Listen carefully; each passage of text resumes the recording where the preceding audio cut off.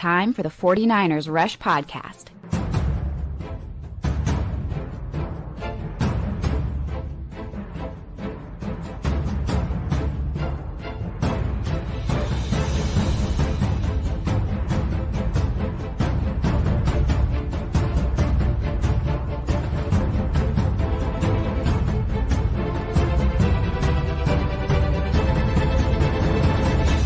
And here's your host, John Chapman.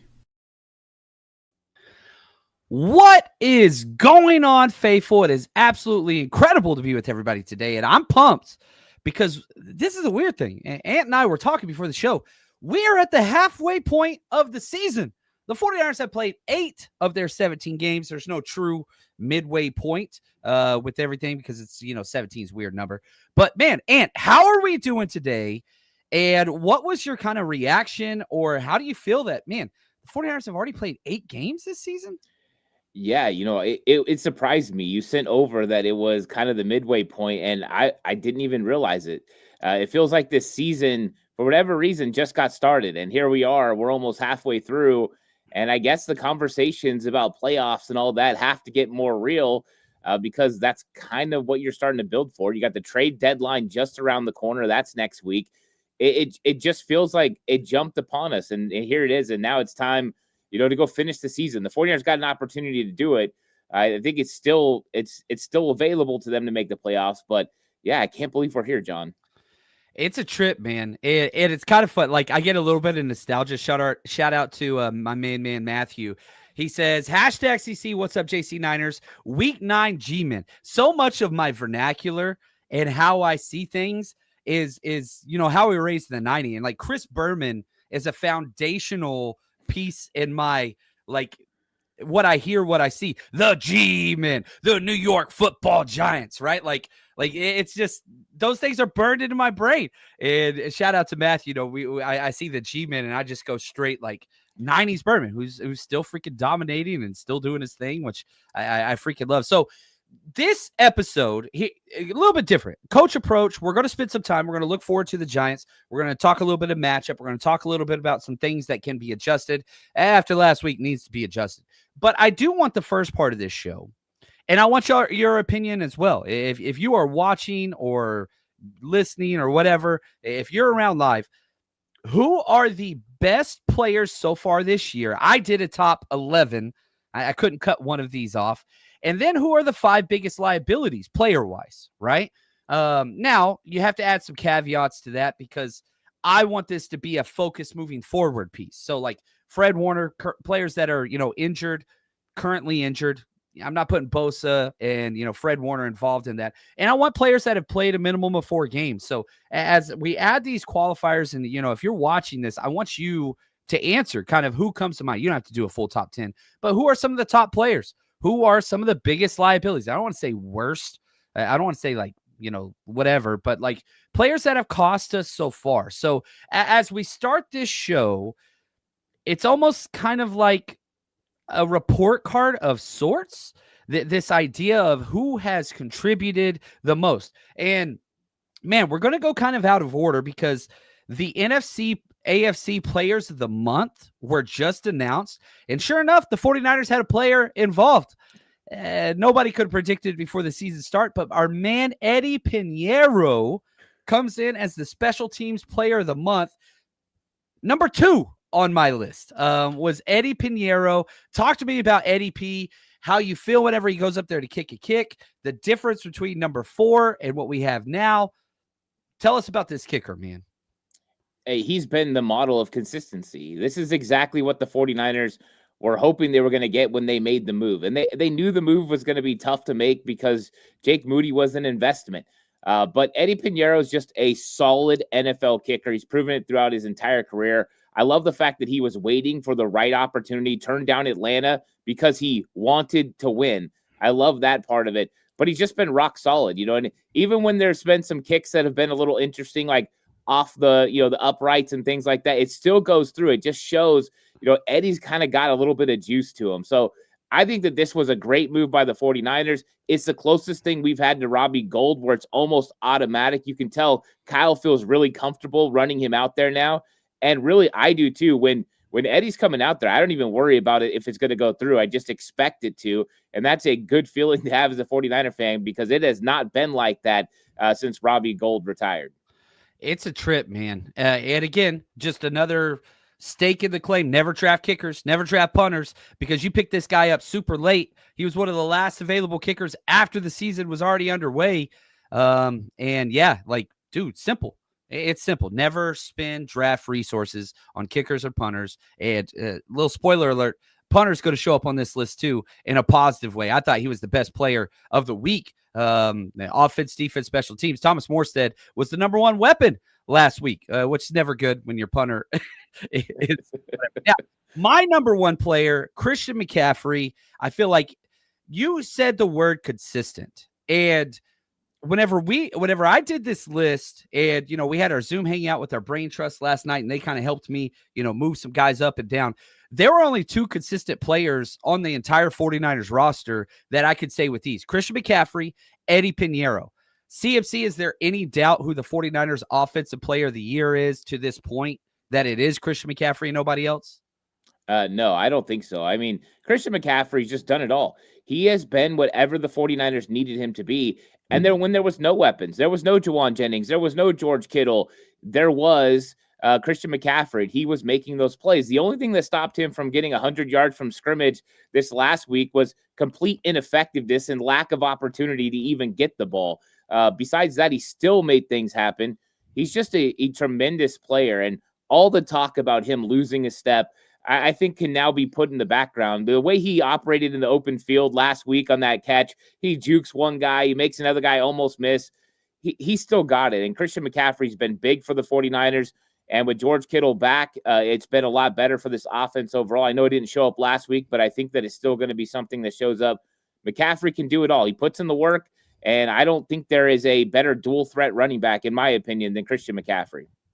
Yeah, he's been off the charts awesome. And you're right about the 100 yards. Like, the only reason why we didn't get there is just didn't have enough plays. He was making plays nonstop.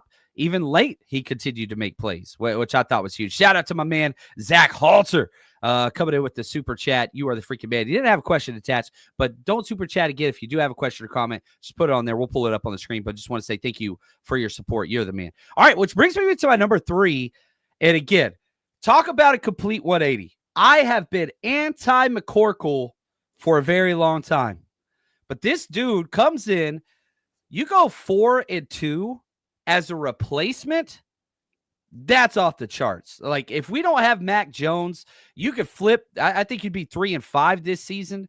And, every NFL team, you just want to go 500 with a backup quarterback.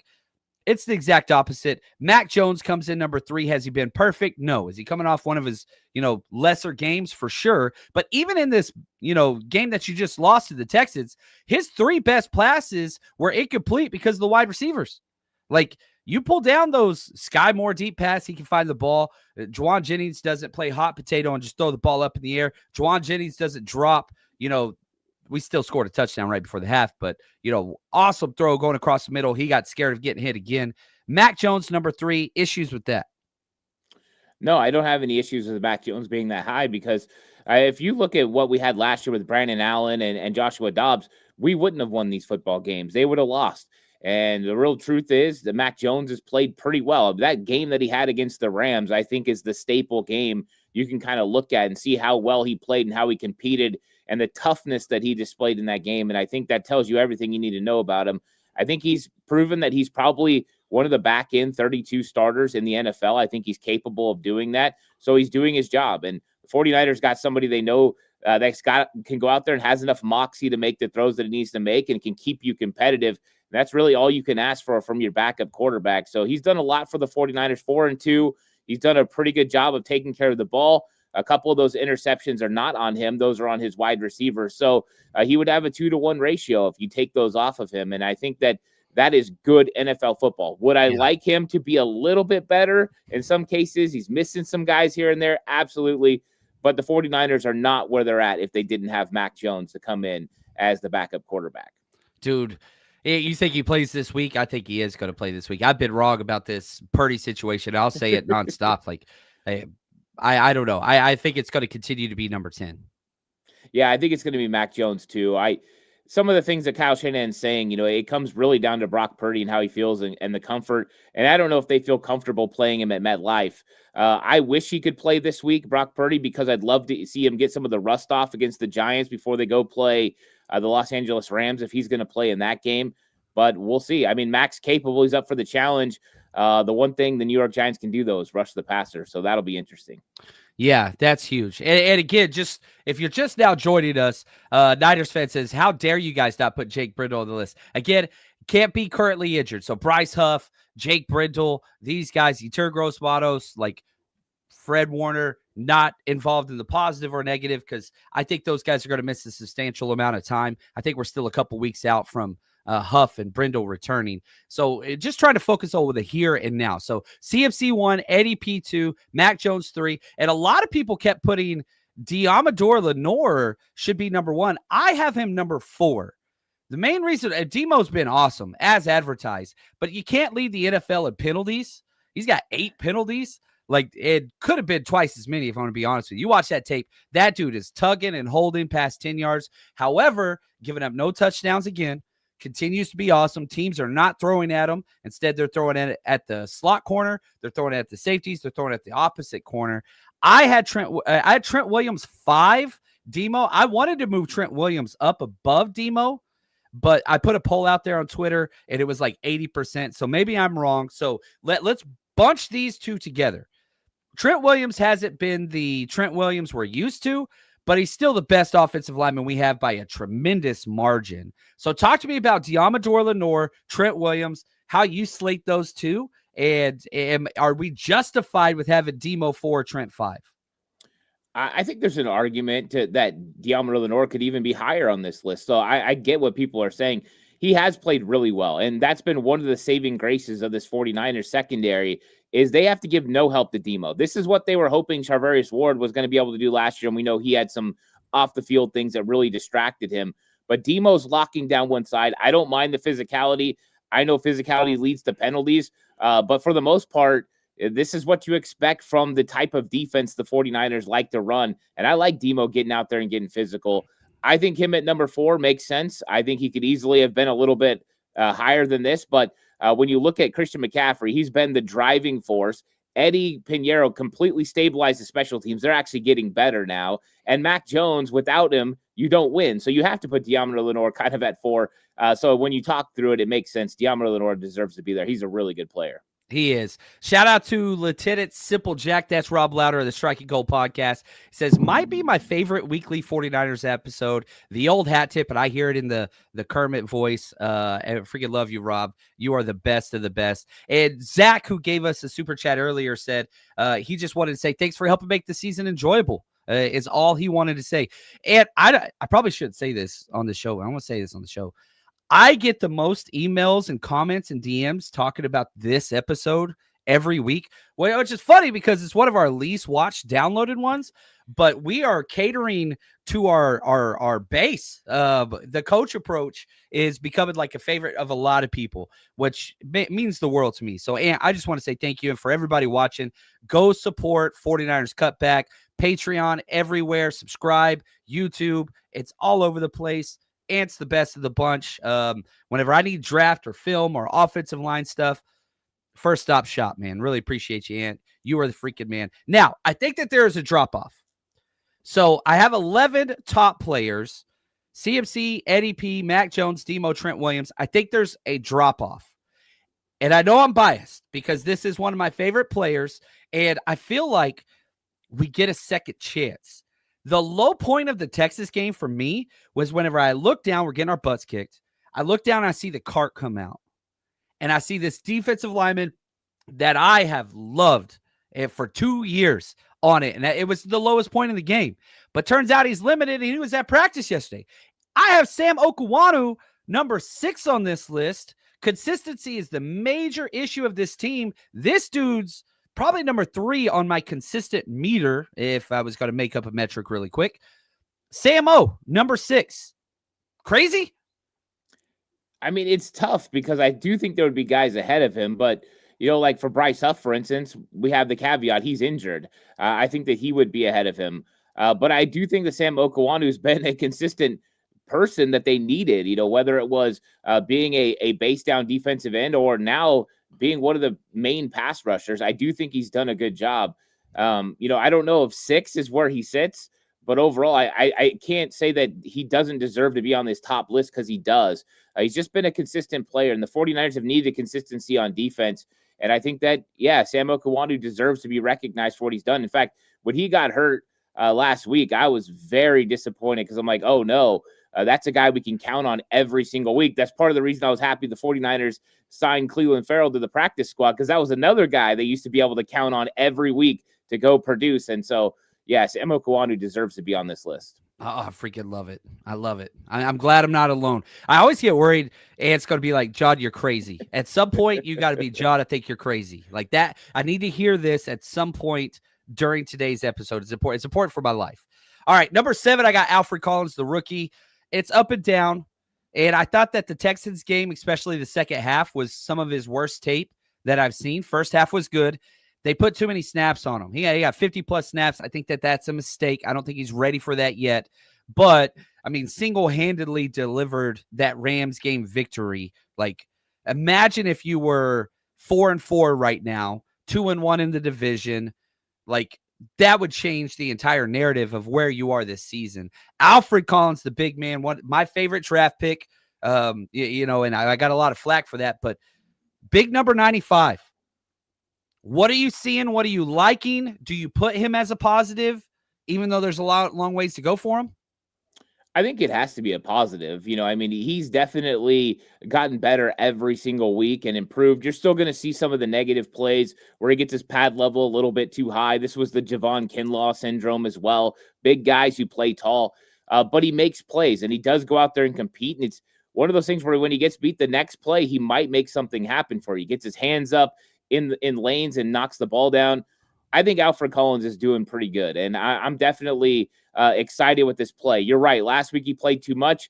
I think a lot of that's because Jordan Elliott got hurt, and so they went to like a 3-man defensive rotation because they didn't have CJ West. He was inactive for the game because of roster reasons, and Nick Zakelj being elevated, Travis Gibson. So I thought that he's competed. He's definitely got his body to where he can handle a lot more snaps, but he's still got a ways to go. But the good news is you can see what this guy could end up being. And I do like Alfred Collins. I think he's been a positive. And that Rams game alone, really was a big reason why the 49ers are where they're at and why they may make the playoffs. I mean, that was that big of a play and sequence for Alfred Collins.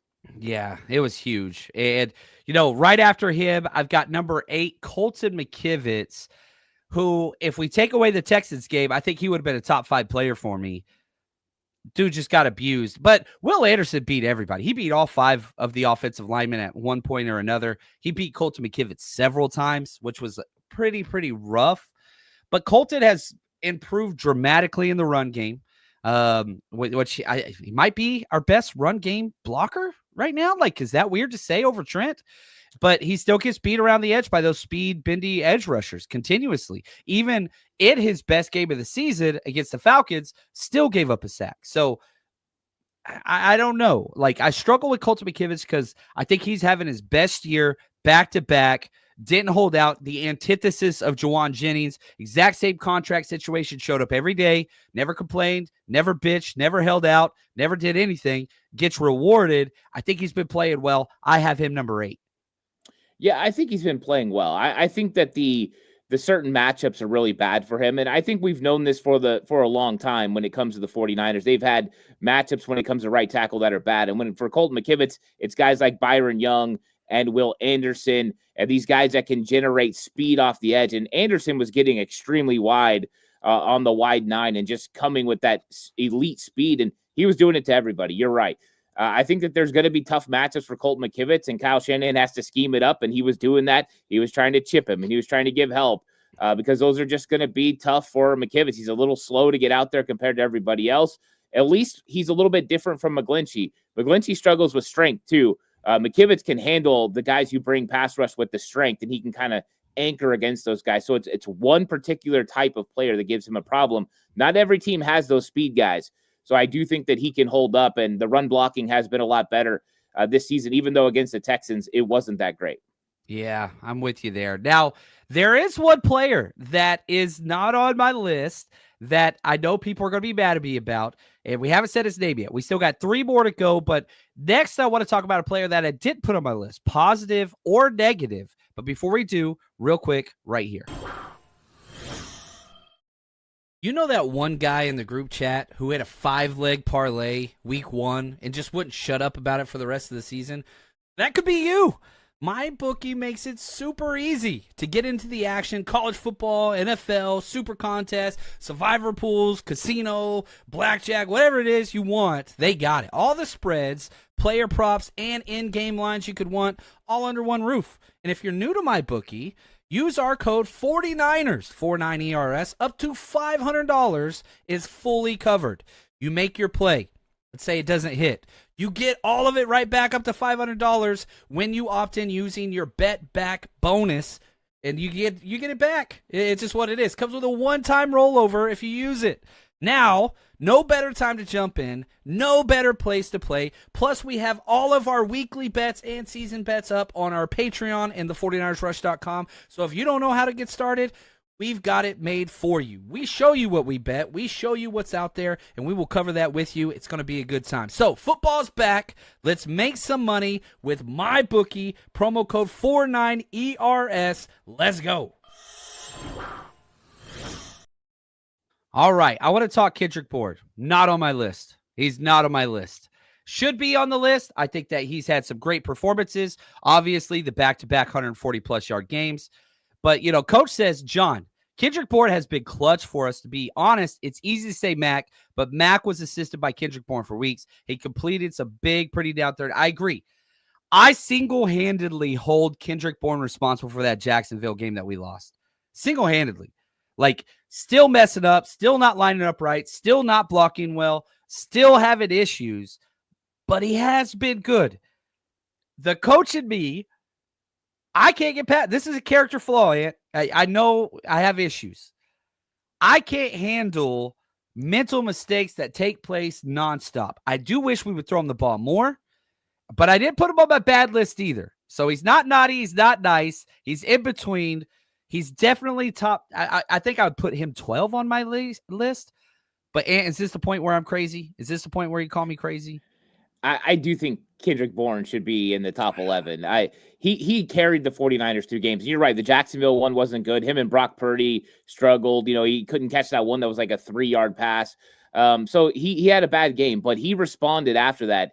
And the way that he played some of those big clutch games, the 49ers just don't win without Kendrick Bourne. He has been a consistent at wide receiver, especially when Ricky Pearsall went out.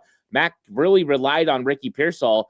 And then when he didn't have him, it was all about Kendrick Bourne, and Bourne was getting it done, the biggest catches in the biggest moments. And I think Mac Jones has actually missed him a couple of times for what could be a couple more touchdowns. So I think Kendrick Bourne's played well beyond what anyone thought that he was going to be able to do when he came to San Francisco. So, yeah, I would have put him on the list. Yeah, there we go. All right. Well, let's continue. Number 9, Mikael Williams. We're asking him to do more than he's ready for. He could stuff the run. He could go from the inside. I feel like the biggest negative with Mikael is he just cannot keep quarterbacks from getting the edge. He has given up probably 5 to 6 major gains by not keeping his outside rush integrity, and quarterbacks just running around him. Going to be another problem this week with Jackson Dart, who, man, they're running that quarterback way too much. Brian Daboll. People talk about like Shanahan hurting quarterbacks. Dude, you use Jackson Dart as like quarterback power. It looks like 2022 freaking Trey Lance play call out there, just running QB ISO over and over again through the B gap. Mikael Williams has been good, though. As advertised, I think worth the pick. Definitely a foundational piece. You're hoping he can get some more pass rush productivity, but I have him a 9 on this list. Yeah, I mean, he's been another consistent, playing through injury when he got hurt. He just continued to go out there. You're right. There are some things that definitely have been a little bit of flaws. One of those is, letting players outside, not keeping that outside arm free. This week he kind of dipped in when Jair was blitzing and then couldn't get back out. I think those things are normal, but when the 49ers drafted Mikael Williams, they had a distinct plan for him. It was a base down defensive end. He was going to stop the run and then slide inside. He would have more production if he still had the weapons around him, guys like Bosa and Yetur Gross-Matos and Bryce Huff. He would be able to get one-on-one matchups with guards, which is what they envisioned early on. And remember, this is a guy that they see kind of in the Eric Armstead mold, a base down defensive end who slides inside, and that's where he has his production. They're never expecting him to get double-digit sacks. I know Armstead did that once. They're expecting, 7, 8, something like that from the inside as a pass rusher, and maybe a little bit more from the outside. But he doesn't have the bend. They never expected that, and he's played tough. And I think that the young rookies, him and Alfred Collins, especially on the defensive line, are showing potential of what they could be in the future. Yeah, I like that. All right, number 10, special teams matters too. Thomas Morstead, the freaking punter. You have the highest drafted kicker, the highest drafted punter in the NFL the last few years. Not great. You get rid of both of them. You pick up just vets off the street, bottom dollar, and sure enough, two of the better players on your team. Thomas Morstead, I think, was the best player last week versus the Texans. 3 inside the 20, 1 inside the 10. The punt team's not terrible anymore. And a large credit of that has to do with Thomas Morstead. Yeah, for sure. I mean, one of the smartest things that Brant Boyer did when he came to San Francisco was completely change that whole kicking battery. With John Weeks coming in as the long snapper and then Thomas Morstead, the punter, that was the first step. Now that he's got Eddie Pinheiro, you've seen the special teams really change. Eddie, number 2, you got Morstead down here. And I thought Morstead's been consistent. He's never going to be a boomer. He's not going to give you these 60-plus yard punts, but that's not what you need. You need somebody that can be strategic and pin people back and flip the field a little bit when you have the opportunity, change field position. He can do that. We don't need those big, long punts. And so he's been a consistent. I also think that he's also become a leader in that room when it comes to special teams. I see him on the sidelines talking to other players, coaching them up. That is big when you got someone with experience. And he knows everything about every stadium because he's been around for a long time. So he knows about wind. He knows about all that stuff. It's huge to have a punter you can trust. Yeah, it changes things. And probably one of the, whenever I'm doing the film breakdowns on NFL Pro, I do all my offense, then I do all my defense, right? And so whenever you're doing the defensive breakdowns in the first play of the drive, they're starting inside the 20 and inside the 10 consistently. It's just ooh, look at this. They got to go 90-plus yards. Well, against this defense, turns out the Texans did multiple times. But it's oh, man, the idea, and I've been, as a player and a coach, DC, I was a special teams coordinator for my first coordinator job, then DC, then HC. But, we used to harp, whenever I was a special teams coach, hidden yardage. And whenever I was a DC, dude, we want to give them, they have to get 2 extra first downs. If they start inside the 20-yard line, they have to get 2 extra first downs before they're in scoring position. This is huge. And so we would talk to the offense about protecting the ball. We would talk to the special teams about, your job changes and makes everything easier on us. Defense hasn't answered that call so far, at least recently. I'm hoping that changes. Now, the last one on my list, number 11, and I got to say, he's regressed. He only played 5 snaps this past week. That's Jake Tonjes. You don't win week 1 without him. That catch, just go up and moss Tyreek Woolen in the end zone against Seattle. That was huge. Started the season off right. Jake Tonjes, Los Gatos. Is he going to be any more of the game plan, or is he back to just 0 to 5 snaps a game? I think it depends on matchups. I think last week the 49ers went in and wanted to play Houston in some certain situations. They wanted to run 21 personnel. They wanted Kyle Juszczyk out there. I think there's going to be other times they're going to be able to go 12, and they'll put Jake Tonjes out there with George Kittle, and I think you'll get some matchups that they like. But I do think there's going to be, a reduction in the amount of snaps that he gets. But we're seeing he can still be productive in those limited snaps. I think third downs, also in the red zone, that's where he can be effective as a pass catcher. I love the 3 tight end set where they rolled out and hit him for the touchdown. He's got those capabilities. So I do think that he deserves to be on this list because he was a big part of getting them, where they needed to be. It's like Mac Jones with Brock Purdy. They don't get there without, Jake Tonjes filling in for George Kittle. I thought he did a really good job so far, but I do think his snaps are going to be somewhat muffled over the next several weeks because I just don't think he's going to have as many opportunities outside of red zone, short yardage, and maybe some matchups where you want to go 12 personnel and take advantage of that. Yeah, 7 snaps for Jake Tonjes last week, 5 snaps for him this week. Find a way. And I think the dominant defensive line, Texans and, Giants, those are both top 5 defensive line groups. Not his time. If you could protect the quarterback, play in space against non-dominant defensive lines, then I think you have a chance. But, man, then you look at the Rams next week, pretty damn good defensive line. So I think this is just not the month for Jake Tonjes.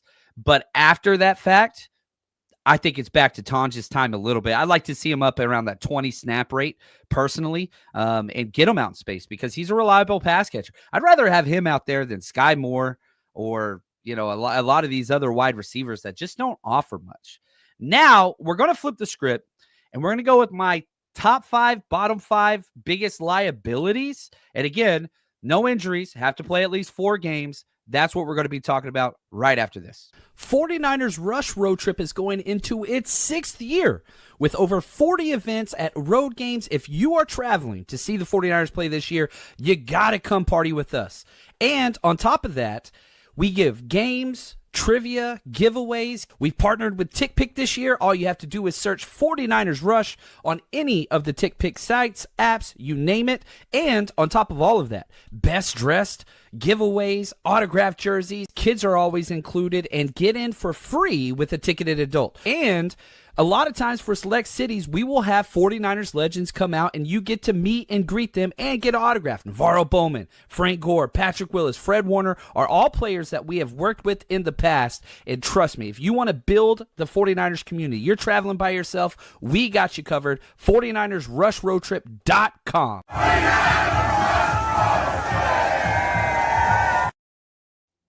All right, this week I fly out early in the morning, very early in the morning, out to New York. We are going to be partying in Jersey. We're going to be out in Hoboken.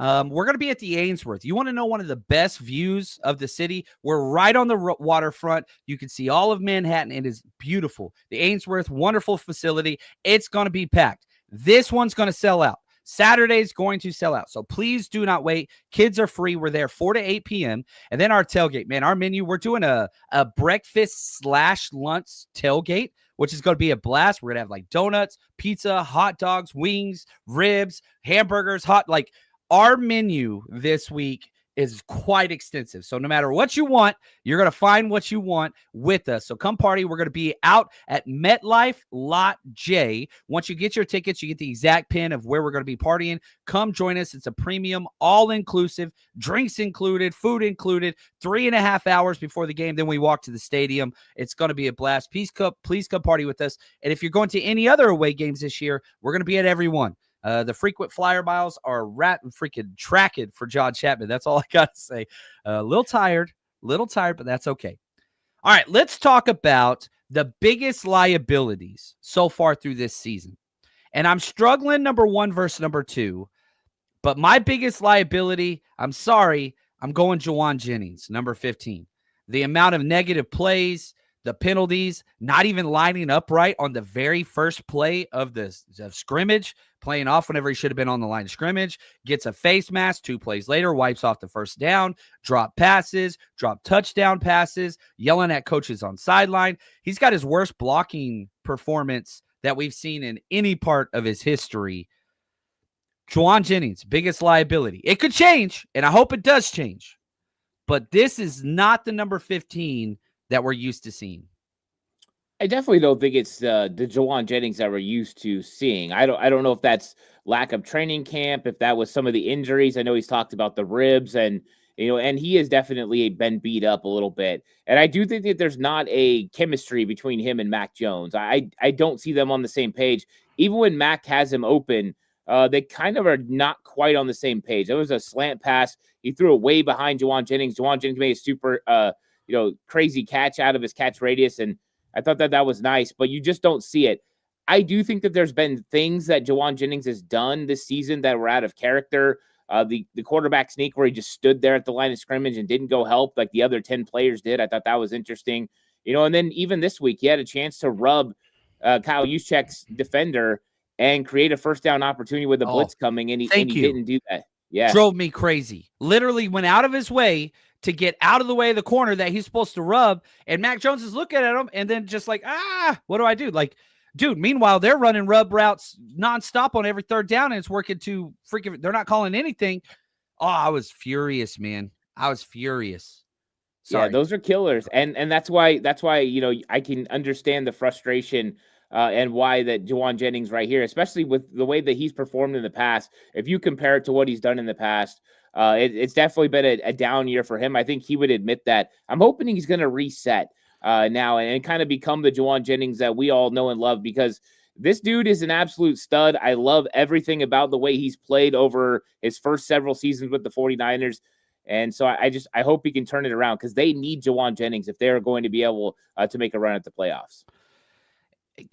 One of my favorite things is the way the 49ers front office have kind of turned about face with how they handle these contract disputes.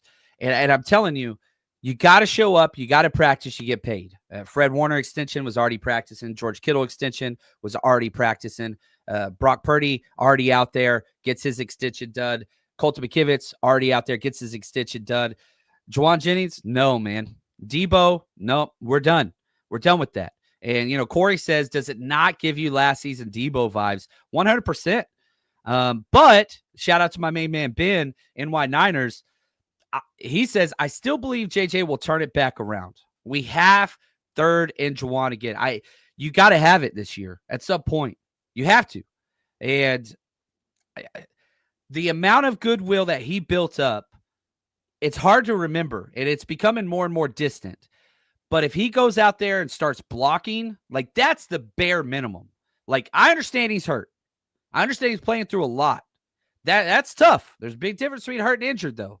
And being hurt doesn't mean you don't block anymore. And being hurt doesn't mean you can't line up anymore. And being hurt doesn't mean you yell at the coach in the middle of a game.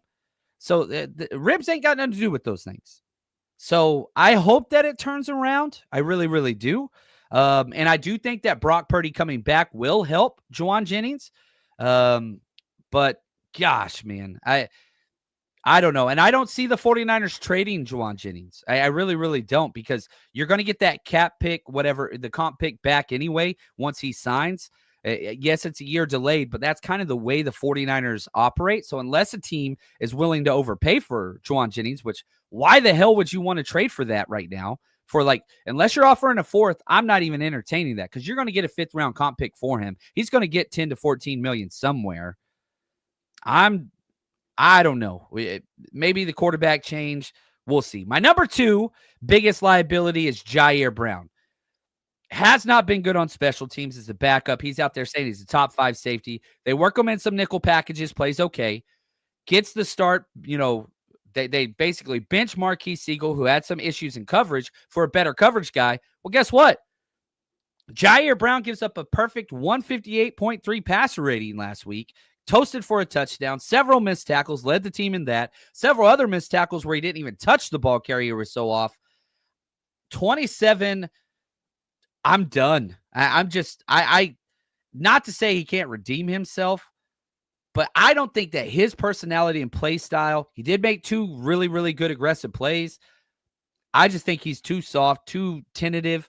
I don't think he fits what we do. So my number 2 biggest liability is Jair Brown. Yeah, I think the first way to look at it is the very first time that he has an opportunity to get a 3rd down stop against Braxton Berrios, and he just completely misses the tackle. Those are the things that Marquise Siegel does well. I get why the 49ers thought about making the change. They wanted to bring Jair Brown in. They thought he would be better in coverage. He has showed at moments that is the case. It was not the case against the Houston Texans. And then his tackling is a complete liability. The one thing is not a liability for Marquise Siegel. Marquise Siegel is the best tackler in the secondary, and it's not close. And so the question is going to come real quick. Why not Marquise Siegel? If you're going to get the mistakes in coverage, why not get him from the young player, let him go work those things out? But he also tackles well. So you are going to get off the field on some of those situations, and that's very important. Get the ball in your offense's hands and keep the defense off the field as much as possible. I think the 49ers have a little bit of a safety problem in general. I don't think they have a complete safety right now. Malik's not all the way back. He's still playing out of control. And with Marquise Siegel, he's having some coverage issues. And with Jair Brown, he has tackling issues. And so I think that right now they're trying to figure it out. But they have 3 guys who don't quite have everything you need to be a complete safety. It's a problem. And so, yeah, I want somebody that can at least do something positive. And so 100% I'm making that change, and at least rotate them. You know what I mean? Like, at least rotate them. But we'll see what that is. Shout out to Kimbro. He says, John, I live in Pennsylvania.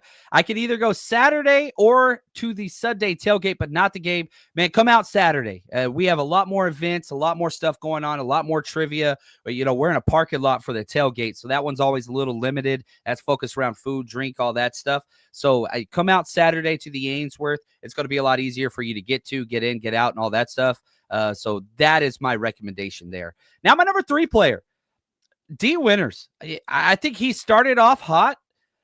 It's gotten worse and worse and worse and worse. To the fact that whenever he left the game, we actually got better linebacker play. Curtis Robinson, I thought, played better than he did. D. Winters, he has to stare at the quarterback all day long.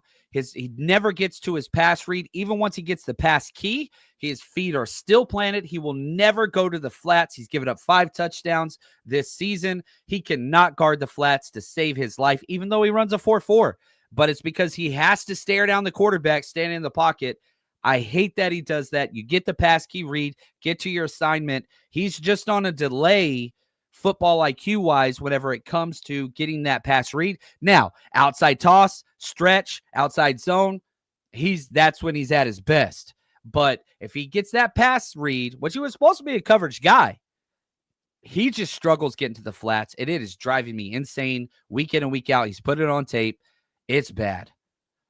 He was definitely one of the best, starting the season. I mean, he looked like this was the next coming of Dre Greenlaw. That's how well he was playing through the first part of the season. And I think it's to make sense. It makes a little bit of sense that since Fred Warner's been out too, it's gotten a little bit more of a struggle. If Fred put everybody in good positions, but he also made things easier for D. Winters because he would switch roles with people and take their spots. And so I think that this is something that could be very interesting for the 49ers is what ends up happening with Nick Barton and when he becomes available to help this linebacker room. But right now what the 49ers need is more consistency from D. Winters. They need him to get a little bit better. He's still a young player that's learning, and I know he's been in the league for a little while, but he hasn't got all those reps at will linebacker until this season. So hopefully he can improve.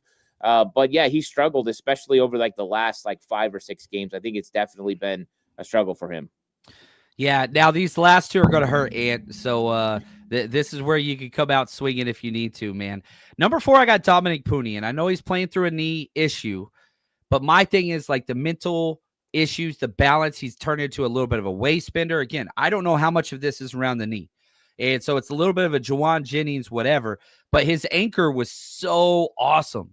Now you're getting 2 to 3 plays a game. He's just getting put on ice skates. McGlinchey-esque being pushed back into the quarterback. Also, the combo blocks, you're seeing him, and whether it was him and Jake Brindle or it's him and Matt Hennessy, both of them leave the freaking 2-tech. That's both of them will leave. And whose fault that is, it's different on different plays. But consistency, that's the word of the day for the 49ers, I think, of the season. He doesn't have it. I love Dominic Pooney. I think he's a foundational building block moving forward. How much of it is the knee? How much of it is mental, balance, technique? Tell us what's kind of going wrong last year versus this year for Dominic Pooney. I think a lot of it's the knee, honestly. I do. I mean, just seeing him at a training camp before the knee injury, he looked like the same old Dominic Pooney. And I think that since then, that's why you're seeing more waist bend. He doesn't have as much knee bend, which is something you want to do with anchor. And you really got to suck up those hips. He just hasn't been able to do that consistently. I think when you see him moving in space, too, he doesn't move as well as he did last year. So I do believe the injury's playing a part in it. It's also, for whatever reason, 49ers sophomore players struggle. It was Spencer Burford who struggled in his sophomore season as well. So this is not uncommon for them, but hopefully he can kind of regroup as the season goes on. And I feel like he actually has had some moments where you're like, oh, okay, there's a Dominic Pooney. Correct. It's just not consistent yet. So I'm hoping that he's going to come out on the other side, but it hasn't been what anyone expected. Everyone thought coming into the season, you could count on Trent Williams, you could count on Dominic Pooney. And to say that you have been able to say that, you just can't now. So, yeah, Dominic Pooney's been a little bit of a disappointment, but when you look at that offensive line, he's not the biggest worry for the 49ers. No, he's not. And the last one, sorry, going after your alum here, Renardo Green. I think since the neck issue, he's looking a little bit Jair Brown out there, tentative and coming up with contact, which has never been his MO. So, again, there's caveats. 49ers most injured team in the NFL. You're not getting that aggressive play in the run game, screen game, tackling game. He is giving slowest wide receivers, backup wide receivers, this incredible cushion. And whenever guys are catching the ball in front of them, there's a 5 to 6 yard separation consistently. Like, it's not even a contested catch.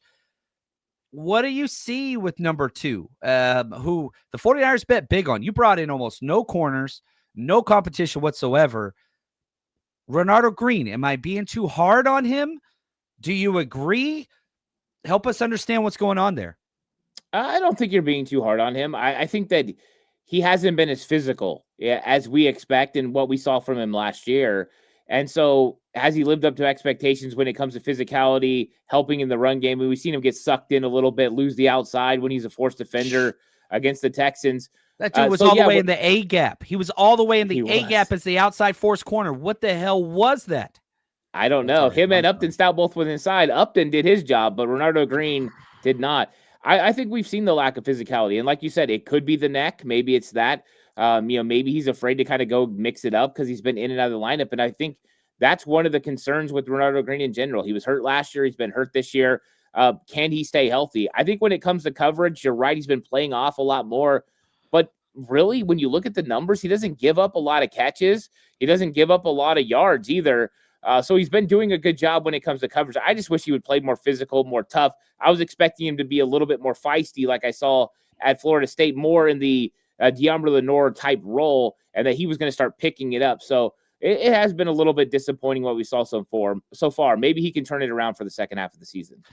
And look, James, he says, I like Green. I like Green too. I love what I saw last year. Like, I love it. Yeah, dude, get the chop going. But, and like, this isn't players we don't like. Jair Brown, I don't like. The rest of them I do like. It's liabilities, right? That's the whole conversation. He has been a liability. And every single team that we have played this year, everything that they do, we're going after number 2, we're going after number 20, we're going after safeties. That is every single team's game plan whenever they play the 49ers defense. That's what we're going to do. We're going after number 2, number 20, and the safeties.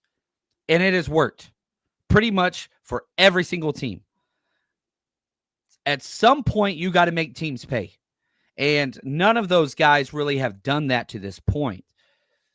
Thomas says, a player's about to get roasted when JC says, I love, but yeah, it's bad. It's bad. It is a bad issue. So let's shake it up a little bit. Let's talk now about this week. You've got a weird team, the Giants. They're young. Cam Scatabo, the injury, whatever else. They've beat some quality teams at home. They beat the Chargers at home. They beat the Eagles at home. We're playing them at home. Like, they've showed out. What are some of the key matchups or tendencies or things that you've seen in watching the Giants, the G-men, that you want to see this week with the 49ers? Yeah, I think that one thing that the Giants do really well is rush the passer. You got Brian Burns, you got Kayvon Thibodeau, which everyone's, paying attention to Kayvon Thibodeau. They want him on the flight with the 49ers when they come back. And I think that, that pass rush and that what we just saw from the Houston Texans, I think is going to be something that's going to be a focal point is, can Colton McKivitz hold up against, Kayvon Thibodeau? Or I would put Brian Burns on him if I was the Giants, and I would put Thibodeau over against Trent Williams because the odds are Trent Williams is going to win most of those anyways. So I think that that's an interesting matchup for the 49ers. I also want to see what happens with the run game because the Giants are bad when it comes to stopping the run, like really bad. They give up 148 yards a game on the ground. 49ers, when they had a bad defense with the run game, the Atlanta Falcons, they killed them. So that's going to be one of the focuses. If the 49ers can establish a run game, that's going to take a ton of pressure off Colton McKivitz, make things a lot easier. If not, it could start looking like the Houston Texans with all that pass rush coming off the edge. Yeah, I think that's huge. Can you run the 49ers have changed their offensive identity a couple times this year where you're leading the NFL in pass yards per game with 2 separate quarterbacks through 5 weeks of the season. Then you go run heavy, you impose your will, get 39 rush attempts against the Falcons. It's just like, all right, we're back. Then Christian McCaffrey gets 8 rush attempts. Like, that's it. So obviously you want to go out there and you want to establish a run, but you got to get first downs to do that. Can't have Juwan Jennings ruining that for you. You can't do that. So hopefully the Niners get out of their own damn way against a suspect defense. Yes, the defensive line for the Giants is awesome. Yes, they have one of my favorite players in Drew Phillips in the NFL. I freaking love that dude coming out of college last year. But Renardo Green was a hit. Like, you got a great guy in that same draft slot. Awesome. Hopefully they could show up. Hopefully you could do some things to establish and maintain drives this game. If you do that, I think good things could happen. And man, I remember 2022. I think it was 22. We do a road trip to Carolina. We had a wonderful time. We're at Carolina. We throw great parties. It was wonderful. We go to the stadium. They're passing out Fire Matt Rule shirts. Talk about Matt Rule just got an extension this morning, right, with Nebraska. And we completely take over the stadium. We kick their rear end. 49ers dominate. We come home the next day. Christian McCaffrey, their best player, is traded to the 49ers. And I'm hoping, I'm crossing my fingers, you go into MetLife Stadium, you handle your business against a team that you should beat, and then you take one of their players. Like, I want that same mirrored whatever. I'm hoping that's going to happen. What are your thoughts? If the 49ers win this game and the whole trade deadline and all those different things going on, do you think they'll add another player? I think that it could force the 49ers to make another move. I think they'd be sitting pretty comfortable. We'll see what happens with the rest of the NFC West as well. But I mean, if you're sitting at 6-3, you're in a really good position with 3-0 in the division. You got a big game coming up against the Rams, and it might make a team like the Giants who fall, their record to 2-7. 2-7. If they you're lose, out of it. You're pretty much out of it. So that you could want to move on from Thibodeau, or maybe the Jets then will officially move on from one of their guys. I wouldn't mind the 49ers walking away with one of the New York pass rushers, basically. Bring them home. They got a lot of room left on their contract for the 49ers to be able to use these guys for another year, which is what they do, right? Young and cheap. And that's exactly what they did with Keon White. That's exactly what they plan on doing with one of these guys. I think it would be worth the potential move, especially if it didn't cost too much. Yeah, I like this. My main man, Oscar, you're the freaking beast. He says, pick one. And again, understand their cost is involved in this. Cam Jordan, Arden Key, Will McDonald. Cam Jordan cheap, Arden Key cheap. Will McDonald would cost a lot, a third plus. I'm not trading a second rounder, but with their respective costs factored in, if you had to pick one of these three, who would you go after?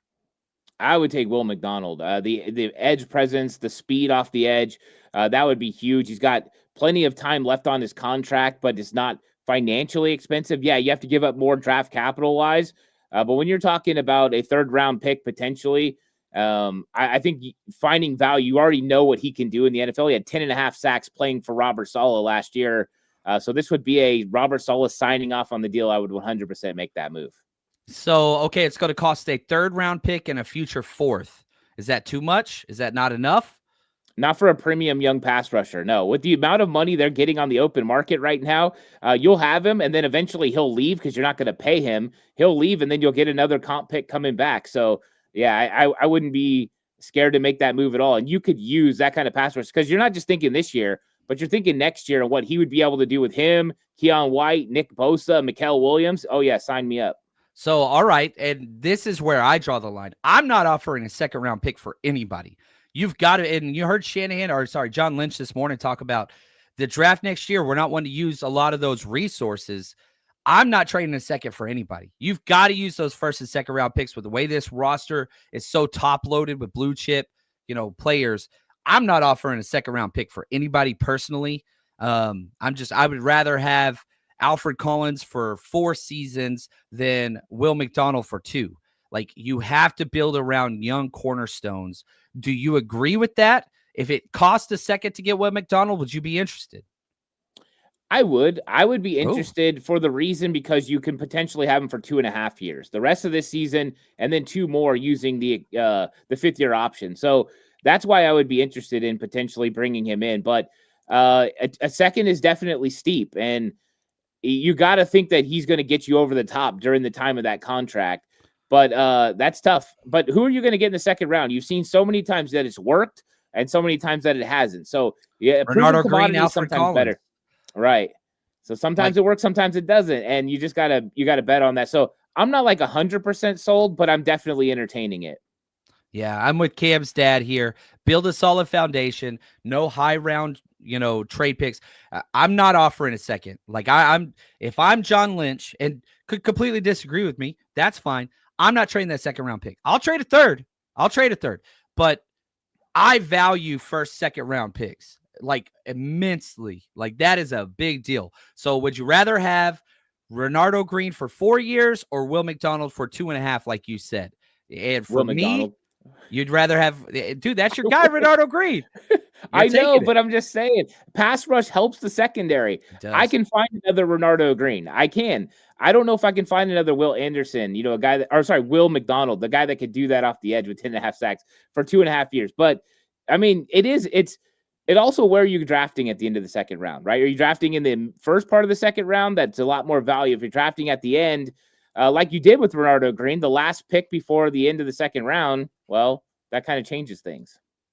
Yeah, there you go. And Oscar says, look at Will's contract, 4.4 in 2005, 5.1 in 2006. Cheap. He's young. Conditional third turns into a second if he hits qualifiers. Yeah, I'm sorry. I'm going hard here. I'm offering, dude, what do you want? 2/3? I'd trade 2/3 over a second. Like, I have there is such a drop off. I see second round picks the same as like pick 18. And it's been this way. We do our draft work, you and I. Like, we're grinders. We're insane, stupid people. But like back-to-back years, like pick 20 is the same as pick 58. Like, there is not that much difference between those. Like, obviously, you'd rather have pick 20, but like in the tiered players and whatever else, like I see those day two pick, the second round pick as everything. And again, you look at the third round picks. I mean, shoot, we have a third round pick, Nick Martin, who healthy scratch for most of the season. We activate him on special teams. Terrible. Hasn't made one positive special teams play yet this year. Even on his tackle wasn't really great. Like, I don't know. Second round picks, I think first, second round picks are foundational pieces, but I like the disagreement. Silent, thanks for the super chat, says, go get them. Bosa isn't guaranteed, and Will is greater than any rookie at the second round. You do get 2.5 years of them. You do get 200, but like, this is what I'm doing. I look, okay, we're close. We want them. I'll give you a third and a 2027 fourth. That could become a third if he hits that. That's 2 third-round picks. Like, that's what I'm negotiating. I'm not giving up a 2. I don't want to give up a 2. I can't do it. I can't do it. Right. Anyway, Ant, you are the freaking man. Thank you for your time. You're the best. Everybody go subscribe to 49ers Cutback wherever you watch and or listen. That's going to do it for us. And until next time, stay strong, faithful.